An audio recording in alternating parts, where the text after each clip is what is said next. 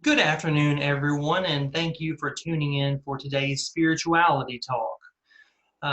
Now, this is our first talk with just you and I in a little while. Lately, we've been showing videos from a variety of people, including Bishop Barron and Sister Mary Luke Tobin. Sister Mary Luke's video from either last week or the week before was extremely popular. I've received many compliments about her video. And many asked if I'd borrowed it from the archive or whether how is it I found the video? Because as many of you know, Sister Mary Luke passed in 2006. Well, actually, I found that video on the internet on YouTube, and anyone could find it by just searching Mary Luke Tobin. And there were actually several videos from interviews she gave a long time ago, and that video was the longest. It was about 30 minutes long. The other ones are about 4 minutes each. So I'm glad you enjoyed it, and I'm actually looking for more videos like that. I want to continue our video series in that way.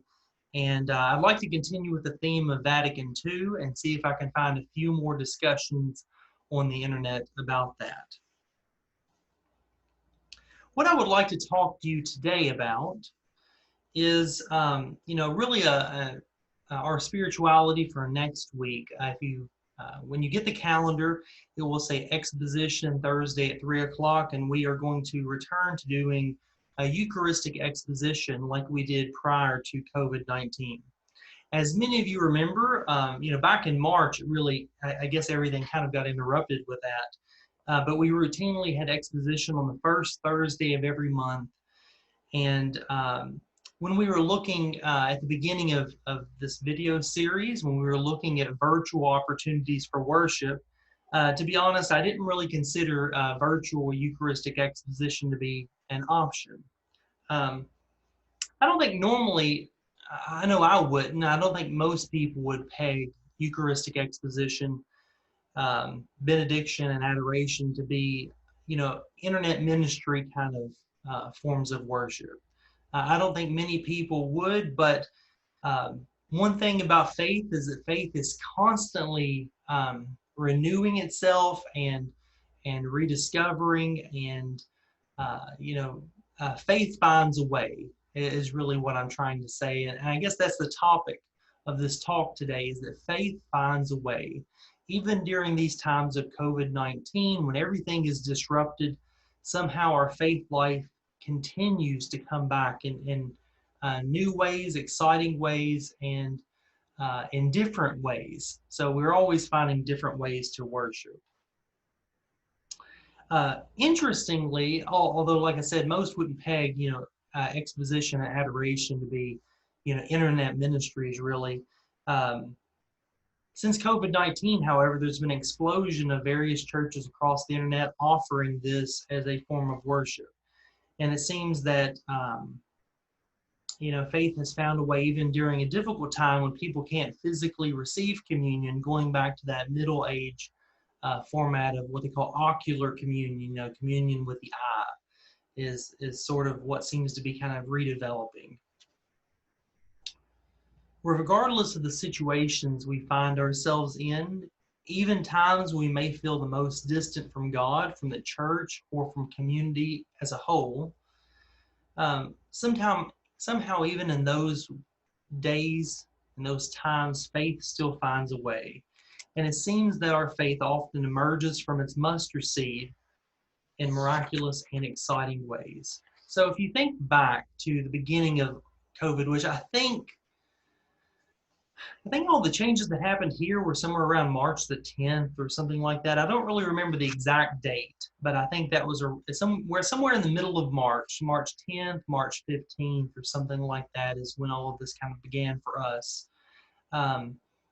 Towards the end of March, if you think back, we remember watching Pope Francis pray for Italy and for the world for deliverance from COVID-19.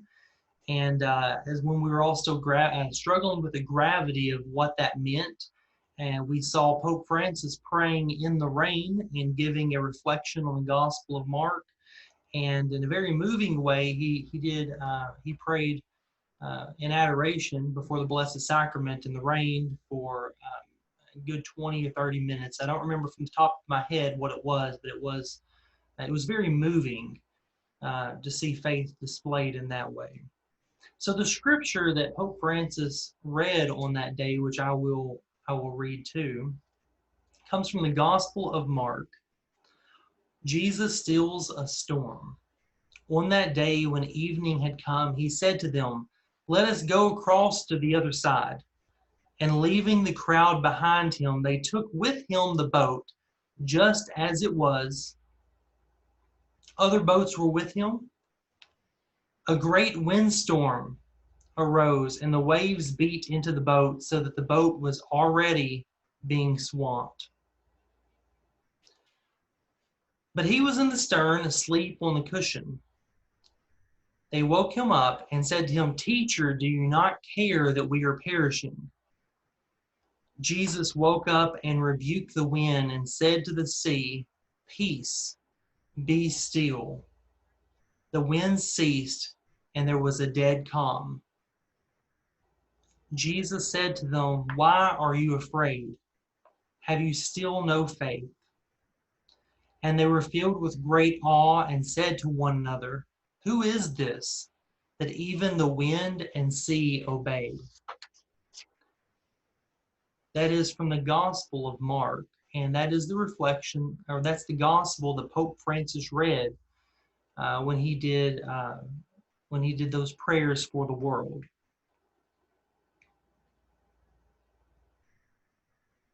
Faith is one of the most amazing gifts we have. Of course, we're told, faith, hope, and love. The greatest of these is love. But faith is an amazing gift. It's amazing that right now, across the internet, on YouTube, there are multiple broadcasts of exposition from around the world. Just a second ago, I searched it, and there are at least 8 communities praying live right now. That's not counting the thousands upon thousands of videos from yesterday or the day before, but right now there are at least 8 on Thursday in the afternoon today, praying. Faith still finds a way. I think it's pretty neat that you can join communities around the world in praying in silent adoration. All of these, or not all of them, but many of these broadcasts have live streams that show the prayers that people are typing and thinking and praying as they're watching from their computer at home or wherever they're at. One channel was from Poland and had all the prayers written in Polish. One was from the Philippines, one from Great Britain, and another from Florida. And in each one of these streams, you can find people typing in their prayers in their own language. And it's beautiful because it doesn't matter if people can understand the prayer or not. It's simply the act of putting that prayer out there for God and for the church. It's simply the act of being in communion with one another. I really think the silence is what enables that to work so well. It's a very strange thought, the idea that you can pray on the exact same level with people in Poland before the Blessed Sacrament, that you can be on the same level and fully understand everything that is being conveyed in that moment. Even though their prayers are in, they're praying, their contemplation, I should say, is probably in Polish, and yours, my thought language is English, yours might be English or Spanish, but whatever language you speak and whatever language you think in, that it doesn't matter in that form of prayer. And I think that's an amazing realization. So like I said, one was from Poland, one from the Philippines, one from Great Britain, one from Florida here in the USA. and each one typing in prayers in their own language, and it didn't matter if anyone could read it or not. Silence is a universal language, a language that we can all speak. And presence is a language we can all speak as well. We've all had that experience of being present to someone when they're going through, either a happy or a sad time. There's a way that when you talk to someone, you can be fully present with them, not distracted by other things, not thinking about the grocery list or oh, I need to figure out what I'm going to, choose on my menu for supper tonight. There's a way of being present with someone.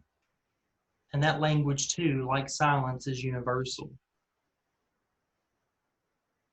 The important thing is that God hears our prayers and God sees us being fully present. It doesn't matter if no one can hear the words that we use for our prayer, except for God. Previously, when I first discovered this phenomena of all of these people praying exposition on the internet, I was scrolling through the live feeds and just reading the prayers that people were talking about. And of course, I know none of these people, but it was a very moving thing. One person prayed for Betty. I don't know who this Betty was, but they were praying for her. Another said very clearly that a job is necessary for life. Please help Anthony find a suitable job. One person simply said that they had a deep sadness, and another asked for the grace to help them make the right decision. One person asked for prayers for their daughter that she might be healed. And one prayed for admission to school. I'm assuming that was a young person. Maybe not. One person said, "Thank you for this day." And another said, "Help us during the pandemic." Of course, these were only ones that were written in English that I could read. There were many others that appeared to be various dialects of African languages, Slavic, which I believe was probably Polish, and of course Spanish, which I recognize, but I cannot read and cannot speak.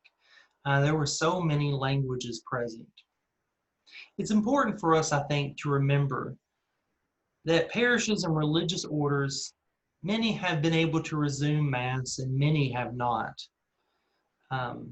There are many parishes and many religious communities that still aren't able to have daily communion or daily Mass, and some probably even communion at all. There are many, probably in the larger states such as California, who, although they've been able to resume Mass, they have very strict guidelines of only 10 people. I remember that, I believe in San Francisco, Mass, no matter what size of the church or the building, or whether it's outside, can only be 10 people. We are blessed to be able to receive Holy Communion. And we are blessed to even receive it, even if it's at a less frequent pace. I think it's important for us to remember our blessings and to be cognizant of them, and to pray for those blessings to be available for other people as well.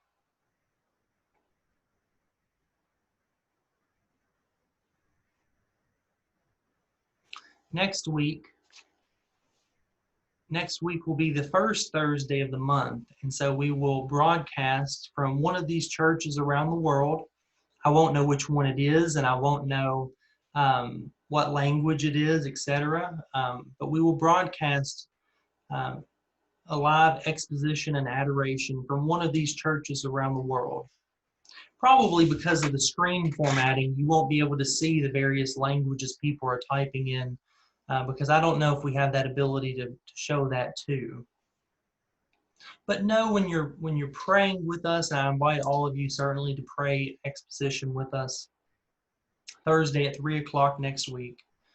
But know that other people are on the other side of that camera too. And just like you are sitting in silence and praying for yourself, and for them, and for the world, they are praying for you too. That's the beautiful thing about silence, is that silence is a language spoken by all people, and so is faith. So thank you, and I hope you have a great Thursday, and I'm glad you were able to join me for this talk, and I hope you got a little something out of it. All right, I'll see you next week. Thank you.